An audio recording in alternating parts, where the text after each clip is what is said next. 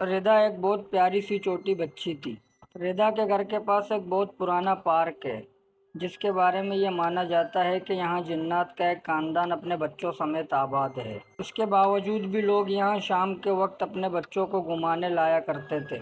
Park में बच्चों के लिए झूले भी लगाए हुए थे और ये झूला ही इस मासूम सी बच्ची पर भूत चढ़ने की वजह बना।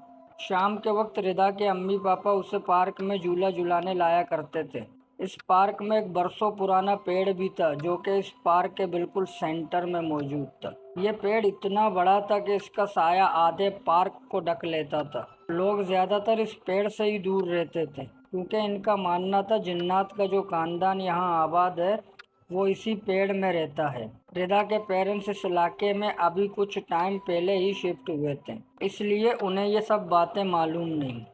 इस दरख्त पर झूला भी लटका हुआ था, जो हमेशा खाली रहता था और कोई इसके आसपास जाना पसंद भी नहीं करता था, क्योंकि लोगों का कहना था कि रात के 2 बजे के बाद ये झूला अपने आप झूलने लगता है और बच्चों की खेलने की आवाज़ें भी आती हैं।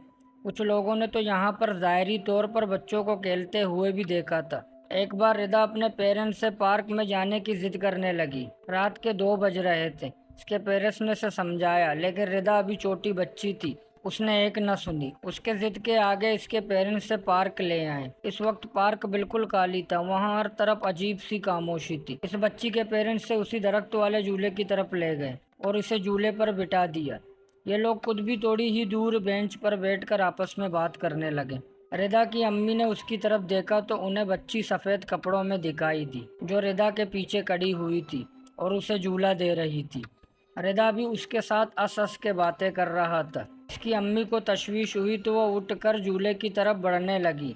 उनके जहन में बस यही ख्याल था कि रात के 2 बजे पार्क में कोई भी नहीं तो ये छोटी बच्ची आई कहाँ से।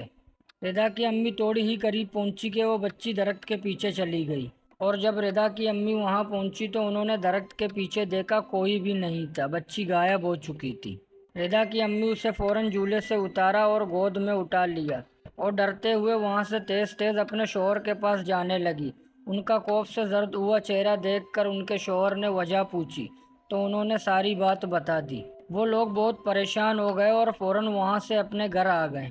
कुछ दिन बाद रिदा के कमरे से हंसने की और बच्चों की खेलने की आवाज़ें आने लगी और रिदा के पेरेंट्स ने कई बार उसको अकेले किसी से बातें करते हुए देखा, लेकिन उन्हें वहाँ कोई नज़र नहीं आता था। रिदा से पूछने पर वो एक ही जवाब देती थी कि ये मेरे नए दोस्त हैं। उसके पेरेंट्स अब बहुत डर चुके थे।